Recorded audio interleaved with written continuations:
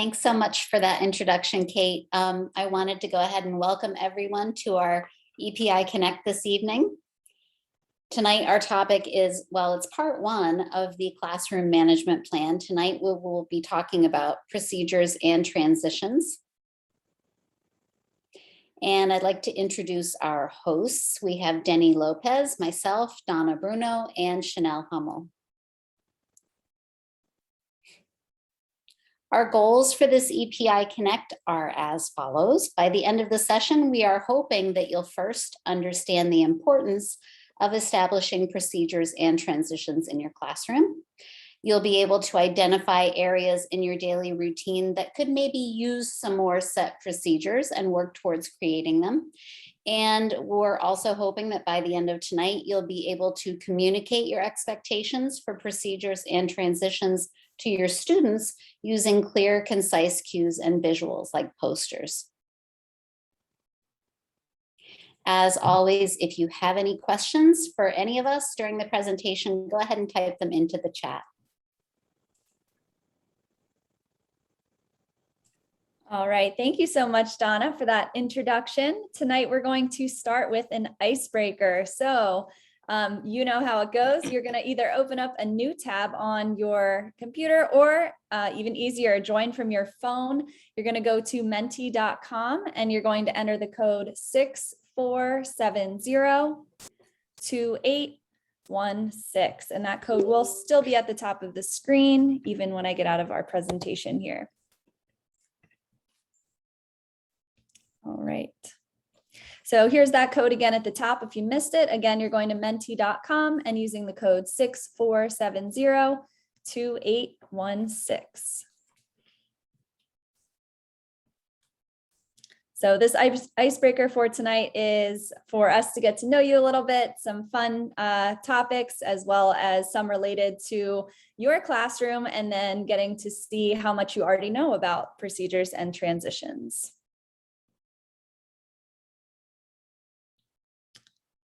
Give you another minute here to join.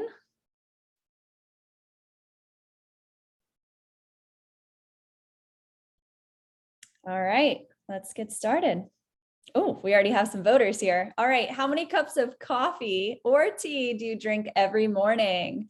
0, 1, 2, or 3 or more? All right. Oh, okay. 1 cup of coffee is climbing. And somebody drinks 3 or more cups of coffee. I wonder who that is. I know it's good to have a nice morning cup of coffee or tea to get you started for those students who require a lot of your energy throughout the day. All right, let's go ahead and move to our next question. Oh, all right. Use one word to describe how you're feeling so far this school year. And we noticed if somebody is typing the same word as someone else, that the word actually gets bigger. So I'm noticing here that the biggest word is exhausted, which means several of you are feeling exhausted, but I see some other descriptive words here. We have sassy, joyful, excited, happy, overwhelmed, mixed emotions. I see 2 mixed emotions, some different overwhelms. All right, well, it looks like exhausted is going to win this one here. All right, awesome. Well, I'm glad to hear that you guys are feeling, excited, and some of you are having fun with the school year so far. I know that it's also overwhelming and, can bring a variety of emotions, but you guys are doing great and you're going to keep up the good work. All right, the next question here we have is, what is your favorite experience in school so far? So I'll give you a minute to think about that and to type up a response, something that got you very excited or that you really enjoyed so far. Oh, when one of my kids wrote a thank you letter to me, that's nice. Planning period, that's definitely a good time. Winning my difficult students' trust, very nice job. That's awesome. That can be really difficult to do. Cross-cultural activities. All right, good.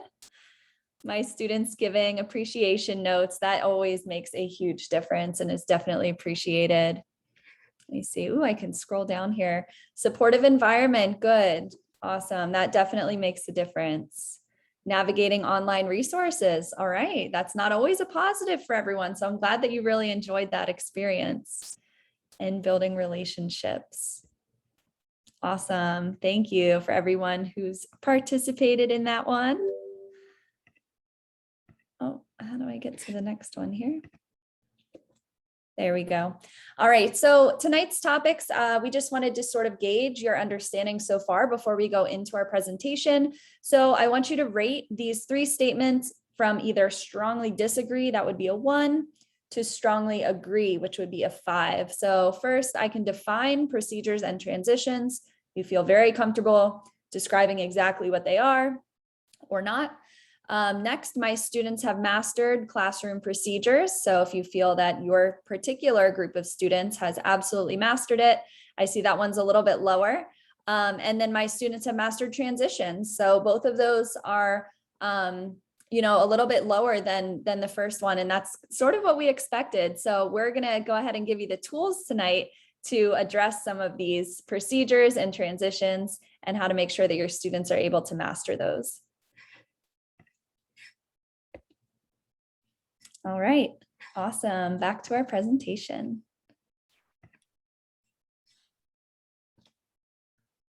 All right, thank you everyone for participating in that icebreaker, and thank you, Chanel. So I would like to start by defining procedures. So classroom procedures are the routines and actions in the classroom that your students do on a daily or weekly basis. Explicitly outlining classroom procedures will help your school year run smoothly and also save you a lot of time. So for procedures to be effective, you must teach them carefully, displaying them on posters so students can refer to them, model the behavior you expect, and rehearse them regularly. So use this infographic to consider the success of your existing system and brainstorm how to create procedures that will still, where you still need them. And you can find this infographic in the LYC website, and Dana is going to go more into detail about these questions later on during the presentation. So next is defining transitions. So classroom transitions occur whenever you have to leave one activity, lesson, or event and enter another. So to make the best use of your instructional time, you need to teach, model, rehearse, and review what students should do in between activities. So setting routines, expectations, and time limits involved in the transitions give you many opportunities to praise your students for when they do it correctly. This helps you build a healthy rapport between you and your students while preserving your class time as well. So here's another infographic that you can also find in the LYC website. And it just gives you example for why using transitions in the classrooms are so important and why you have to establish the transition so you can have more time for your instructional time. All right, and fun fact. So the children in the Netherlands start school on their 4th birthday, so there's always someone new in the class. So while this means that older students get more time to settle and make friends, it also means that the students should be at a similar development level by the time they their first day of school. So best birthday present ever, right?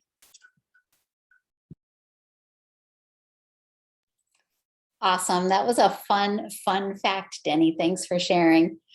So we're all ready for our breakout room discussion, believe it or not, because we want you to really kind of dive into some of the procedures and transitions that you have. So you're going to be put into breakout rooms in just a moment. And one of the things that we'd like for you to discuss is what are some of those procedures and transitions that you already have established in your classroom. And then the second thing to consider as you're listening to your partners in your discussion room, think about if there are any additional procedures and transitions that you hear about that you think might work in your classroom that you'd like to add to your daily routine. So in a moment, you're going to see a dialog box inviting you to join a discussion room. We invite you to go ahead and click on that box, and we will meet you back here in about 8 minutes or so. Oh, and you might want to designate a speaker so that when we return, one person from your group can share. All right, we'll see you soon.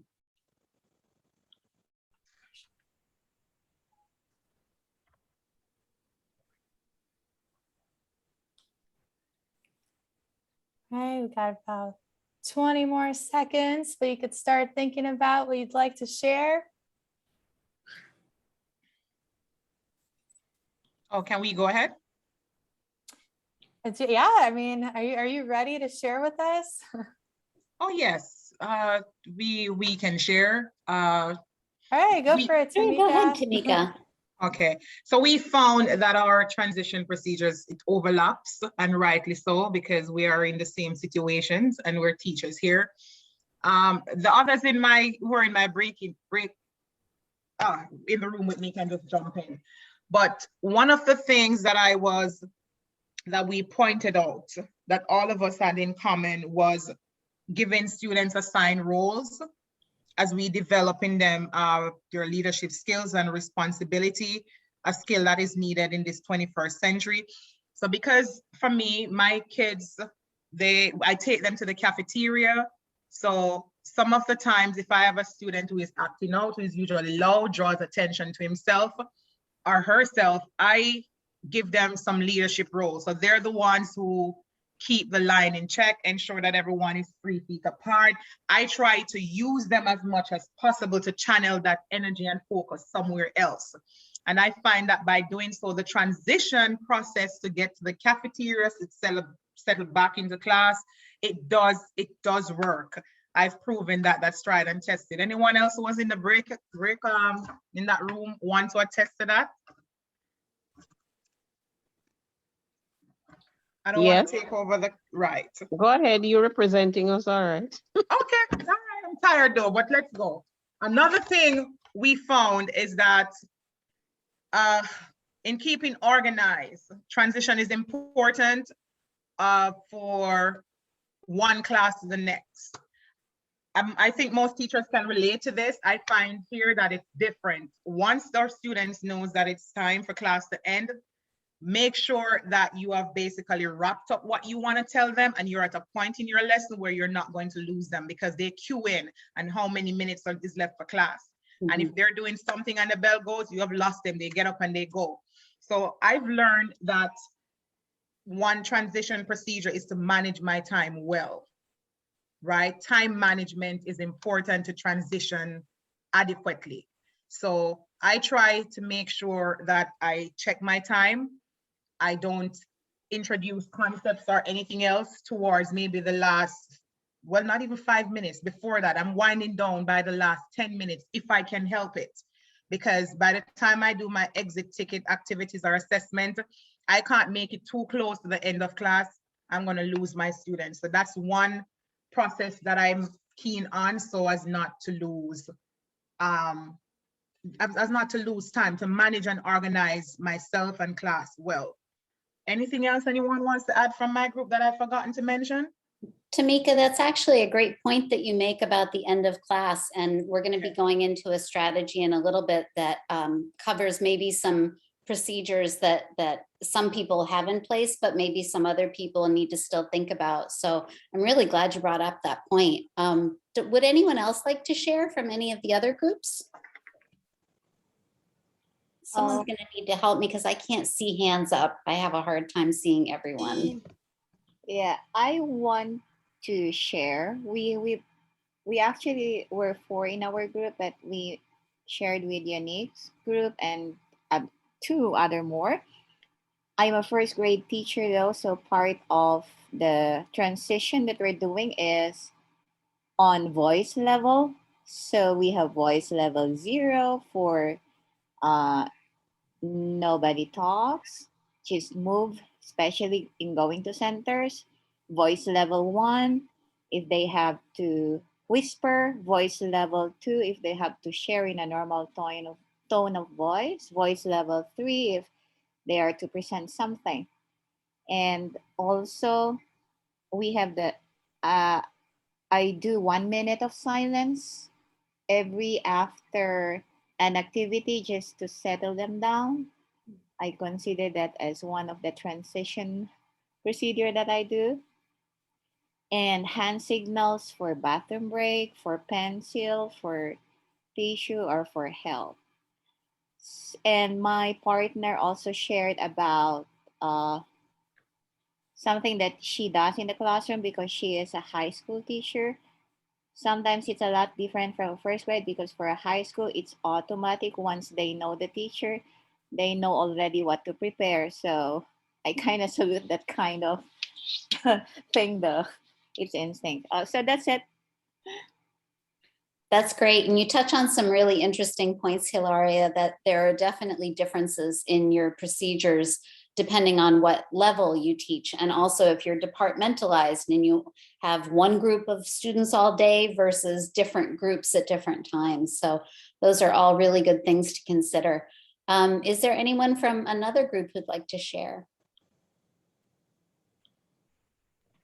Me. Okay, me. Hello, everybody. So I hope everybody's finding great this afternoon. Okay, in my group we have Cheyenne from Jamaica, Brian, well, I think from Zimbabwe, and Felicia from Philippines, and me from Colombia. But all of us teach at different levels. So for example, Cheyenne, she teach a primary, so she use a little visuals, for the little kids, so she can make the transition using a little visual materials for them. Brian, he said that he got an agenda, organized everything very well, detailed, and also bell to bell work. Felicia from Philippines, she said that also got everything very well organized, and we as a group, we have like we give a timer for the kids so they know what they have to do from the first 15 minutes, and then what is the first activity, second activity, and between the transitions. You have to be just clear as a teacher. Yes, from the very beginning. So this is the routine that we are going to establish. In order to create a routine is that you have to be constantly, those things will be work. Otherwise, no, if you just implement a routine just for a week and then you forget and you don't keep working, kids will not get that. So yeah, that was the things I got from my group. If there is something else that I have missing, if they want to talk, so they can participate. Thank you for letting me to talk. Angie, that was a great summary of all the different things that you heard from the different perspectives of your teammates. I believe that Epi had her hand up. Epi, did you still want to share? Yes, ma'am. Okay. Because we are 3 in the group, and the 2 are both in high school. So they have their own kind of way to get the transition from the kids. So the first one, Miss Tamika, I think, shared about the cell phone use because they were used of doing that when they're doing the virtual thing. So on the face-to-face, I think she made some rules about the cell phone. And Mr. Dennis talked about the way how to collect the homework and even about the use of the bathroom. So it's a different way how the elementary grades and the high school using the bathroom. But for the elementary, just like what I heard from Miss Angie and those who are teaching elementary grades, I do believe that in the first and second week of the school start, we're already trying to establish the routine for the transition. So it will be easy for us to get their attention, and learning will be easily to, to follow and whatever. So everything, there was a budget of time before going to a certain place, like in cafeteria, forming their line, in the classroom, the expectation in the hallway, the expectation in the cafeteria, and then going to the bathroom before going to the classroom. So everything, it was a rule was being set up. So everything was organized as we have started it, and we just continue doing it. So I think that's it. That's the main cue. Thank you so much. Great. Thank you so much for sharing all that, Epi. I tell you what, our participants really have a lot of great ideas, and a lot of what you've discussed in your breakout rooms and just now all of those things are going to come up in the materials that we're going to be presenting to you next. So I think we're off to a really great start. So the strategy that I'm about to share with you is called the Procedures and Transitions Checklist. This is one of the strategies that's on the launchyourclassroom.com professional development website that you all have free access to. So let me just tell you a little bit about it. First, one of the things that you'll learn in this learning unit is by clearly describing how students are supposed to conduct themselves, you show them that you are going to be both predictable and fair when you enforce your procedures and you enforce your consequences. You'll also find that your procedures and transitions kind of create a classroom routine. We're hearing that word a lot tonight, that students can follow without your constant guidance and correction. And that's really important. Also, it's important to teach your procedures with patience, model those expectations, practice them often, and reteach them whenever necessary in order to maintain an orderly and efficient classroom. So the goal of the Procedures and Transitions Checklist strategy is to help you examine your classroom procedures and transitions that you already have, and maybe find some that you still need. So you'll be using a deliverable checklist that we're going to share in just a moment to determine which procedures you already have in place and which ones still need to be established. You'll also reflect on the effectiveness of the procedures you have. If they're ineffective, then you need to reflect on why they're not working so well. So for example, you might think about how you taught the procedure to your students. Did you model it? Did you and the students rehearse it? Those are important things that help cement those procedures and help them to become effective. Then you'll decide when and how you'll revise or reteach those procedures that you have decided are ineffective.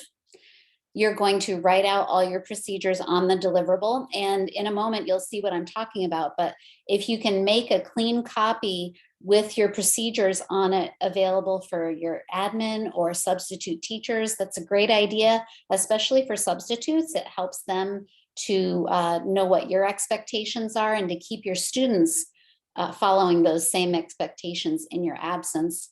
And then finally, you want to demonstrate and rehearse your procedures with your students so that they completely understand what you expect of them.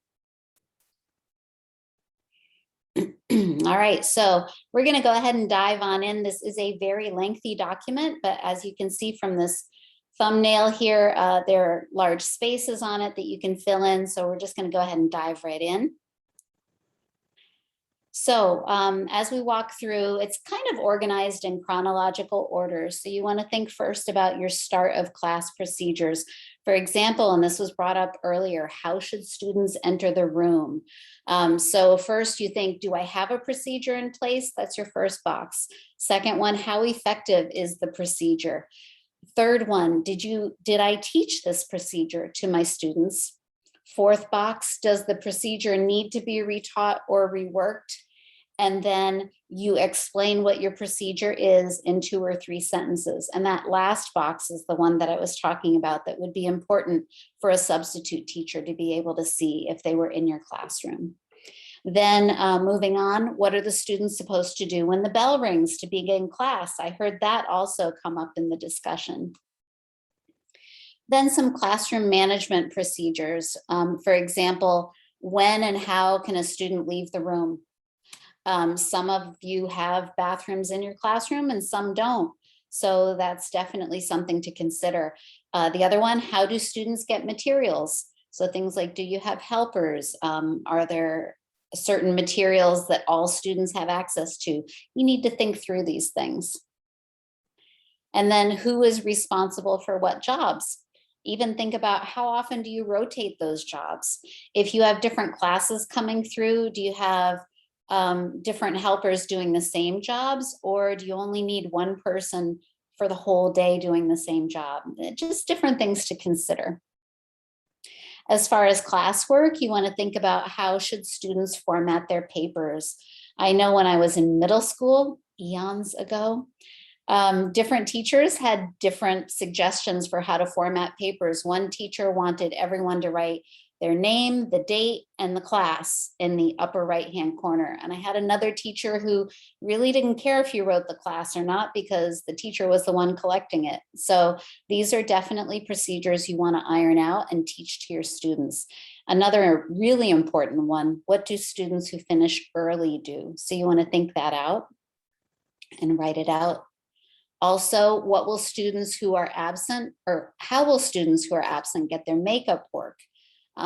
You know, in the elementary grades, sometimes we want to be the answer to all our students' questions, but this puts a lot of pressure on you. And so one of your procedures might be to set up an area where absent students can go and find their makeup work, and then a different place where they would turn it in. And you want to teach those procedures to your students. Procedures about homework are important too. How do your students turn it in? How is it graded? And where will the assignments be posted? Are you going to have them always in the same corner of the whiteboard? Do you have a separate whiteboard? These are all things that you need to work out and make clear to your students so they know your expectations. And then some end of class procedures. Aha, does the bell end the class or do you? So you can definitely, if you don't want students to pack up until a certain time, you're the leader in your classroom, but you need to teach your students that procedure and then enforce it. Then do your students line up or do they leave one by one? Also, do you dismiss them one by one or do they just know a certain order that they go in? These are all things that you need to think through. A couple more pages. So what kind of notification do you require for a student to be dismissed early? In my last teaching job, we would receive a notification over the loudspeaker directly to our classroom. So-and-so needs to come to the front office.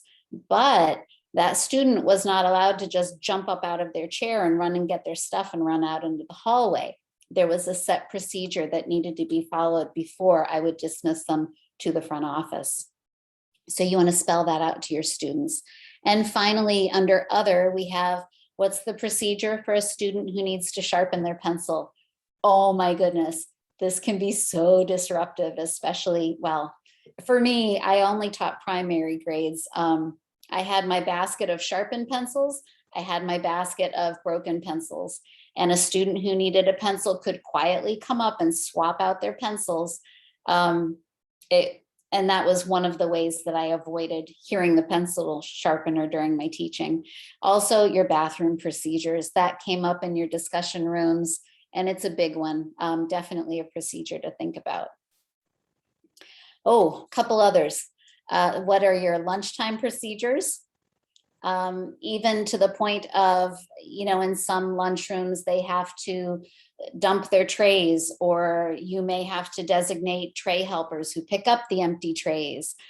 So these are things that, depending on your school building, may be a little different. So talk to your teammates if you're not sure what to have for your procedures, but you definitely need them. And finally, what are your expectations for students when a substitute teacher is necessary? So your substitute can hopefully use some of these procedures, but you also need to let your students know what you expect from them when you're absent. So it's a lengthy document, but super helpful. And I definitely recommend you to take a look at that. So as a half Canadian person, I have a Canadian fun fact. Did you know that Canada has 20% of the world's fresh water? Look on the map, it's a very large country. Also, Quebec City is the only walled city north of Mexico in North America. It's a beautiful city. If you haven't had the chance to travel there, hopefully sometime soon you can make it there. And did you know that Hawaiian pizza was actually not invented in Hawaii? It was invented by a man from Ontario, Canada, which is a good thing because personally, I think pineapple has no business on pizza. Just saying. Thank you so much, Donna, for that strategy. And like you said, it is a lengthy checklist, but it is definitely necessary to have these procedures in place. It'll allow a lot more time for your instruction in the classroom. So now that you have been thinking and possibly identified new procedures that you would like to incorporate in your classroom, or even ones that you may rework, here's how you're going to do it. So to start, you want to prepare the area in your classroom that will be used for this particular procedure. And you should consider designing posters with directions for your most important procedures, then placing them in areas visible during those procedures. So this is basically step one. Visuals are key, especially for those younger students, so that they can be reminded of exactly what they should be doing during these times. So over here, I have an infographic also from Launch Your Classroom. And it's broken up by how you can design these posters for the elementary level, and then over here in the blue for the high school and middle school level. So starting with elementary, you definitely want to be selective when you're designing posters, or possibly printing them out from ones that you found that apply to your classroom. We know that, there's already a bunch of other posters in your classroom related to academics, different subjects, and possibly school-wide expectations and things like that. So you want to be selective and pick these procedures that are most commonly used and may need that visual reminder. You want to use simple words. Keep the wording simple and use images to increase comprehension. So a lot of times you may have a big picture showing exactly what it looks like. For example, what it looks like when students enter the classroom. So maybe they come in, they put their backpack away with that little visual with their backpack. Maybe they get out their morning work and you have a little visual of their notebook, and they're sitting quietly, making lunch choices if that's something that they do in the morning. So definitely pictures can increase the attractiveness of the poster and draw the student's eye to it. Use bold type if you want any keywords to stand out on the poster. And use color wisely. So color can draw attention, but too much color can definitely be a distraction. Over here on the middle and high school side, you want to consider your class. So I know that I personally had a teacher that I can think back on who was very specific in how the class ended. So the bell did not end the class. Even 1 minute before the bell did not end the class.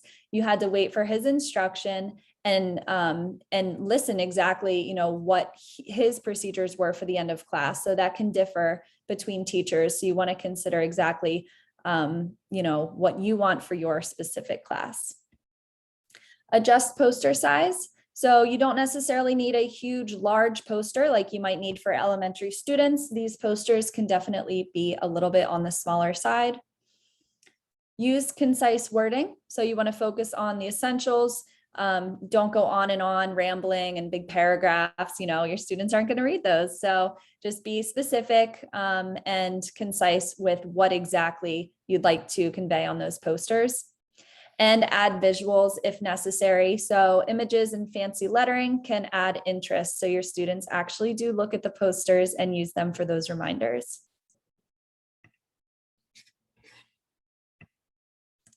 So here's a nice little infographic that I'd like to point out over here. And it gives a brief breakdown of the different parts of teaching your procedures. You don't want to teach your procedure and spend all day on it, but maybe about 5 minutes on each part. So you want to start by explaining your procedure.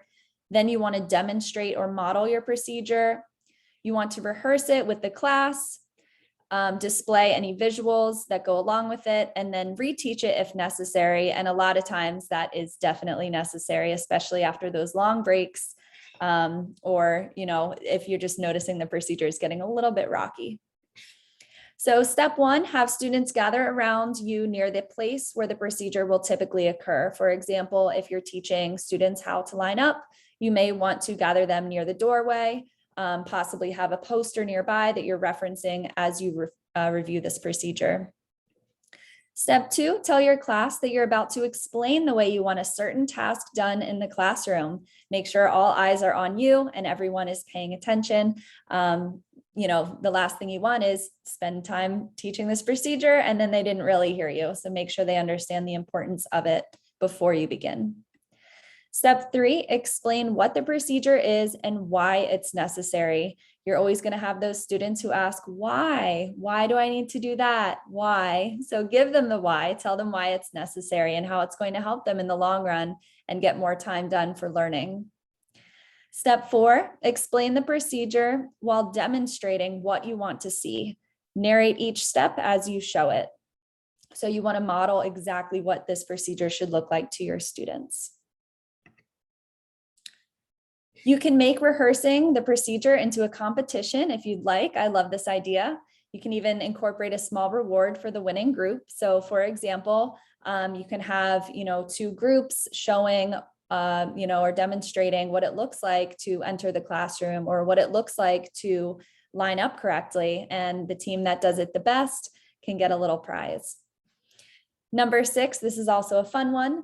Have students have some fun showing students what not to do. Ask students to tell you how it should be done. So for example, maybe you're showing students how to line up and you don't push in your chair, you crawl over to the line, you talk to your friend, maybe tap them on the shoulder, and then say, yeah, this is what it looks like to line up. And then your students are going to have fun saying, no, that's not what it looks like, and explaining how it should be done. Number 7, have the class practice at a final time in a serious manner and praise what went well and correct anything that didn't. Step 8, repeat the procedure each day until it's internalized. And step 9, praise the students and reward them as they perfect this procedure. Reteach as needed. So again, not necessarily introducing brand new procedures at this stage since we're in October already, but maybe reteaching some of those procedures that could use a little bit of work. So we have a video here for you that goes over some non-negotiable procedures that you should definitely have in your classroom. So I'm going to go ahead and share that here.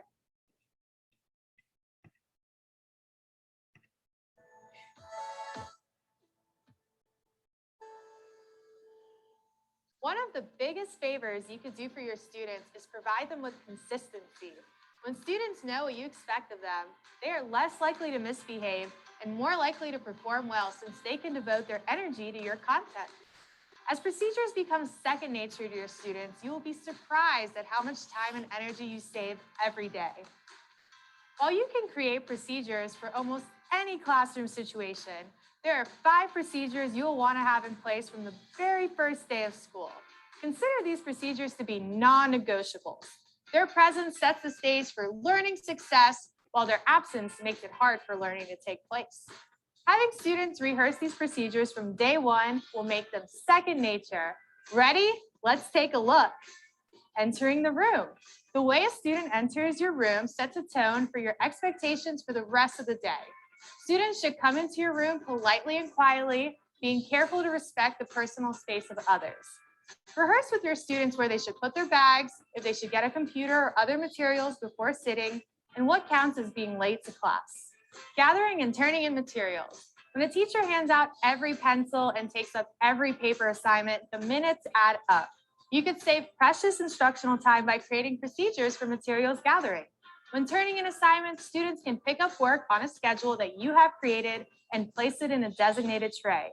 Procedures like these minimize traffic in your classroom and save time. Recognition to speak. You want your students to be comfortable participating in class in an appropriate way. Teach them from the very first day how to raise their hands, not interrupt one another, and use other appropriate hand signals to indicate what they need. Leaving seats. Students need to know under what circumstances they can get up from their seats and move around the room. Again, establish appropriate hand raising or hand signals, passes or sign outs for leaving the room, and brain breaks so students can get up, stretch, and refresh. Transitions to lunch, recess, and specials. It's very important to let students know when and how they should line up for leaving the room as a group. Explain to them that they should line up quietly without touching their classmates and facing forward. Clarify where the line should begin and end to avoid blocking doors and how students are expected to behave in the hallways. When teachers consistently explain, model, and rehearse these procedures at the very beginning of the school year, students will know what to do. That's less time you have to spend correcting behaviors and more time for learning, praise, and student growth. Be sure to meet your students on the first day of school with procedures that prepare your students for success.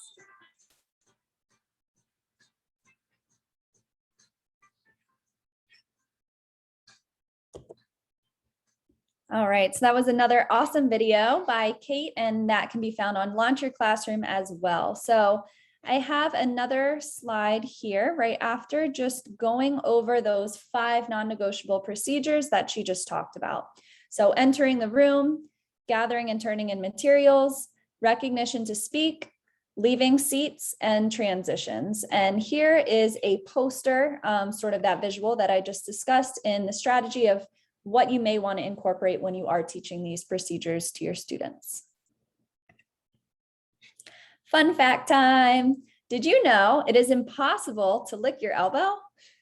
You can try this after the presentation, but I don't think you'll be successful.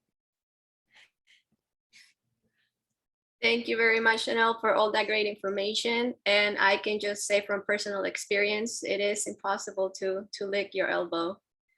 So, all right. So, as we all know, not everything in the classroom is rainbows and flowers. So here are some complications that you may encounter. So some students tend to forget your procedures and transitions, especially after a long break.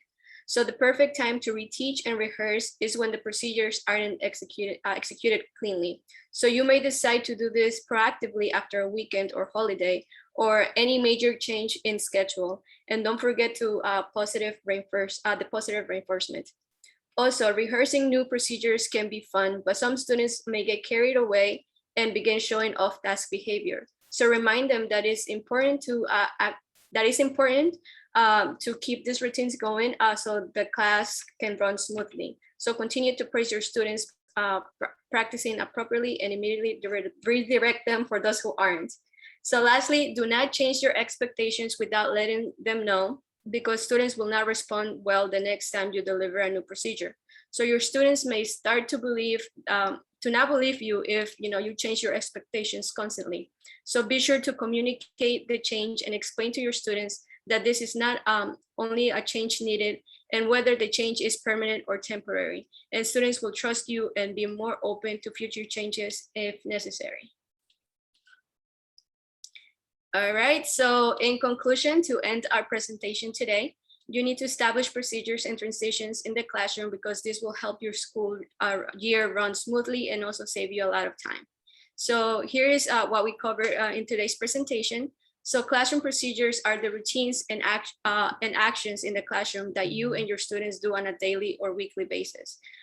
Classroom transition is the process of moving from one activity to another during the course of the school day. So for procedures and transitions to be effective, you must teach them carefully, display them on posters so students can refer to them, also model the behavior you expect, and rehearse them regularly. So the goal of the procedures and transitions checklist strategy was to help you examine your classroom procedures and transitions, and to also reflect on how effective they are in the classroom, or if you need to make any adjustments to them.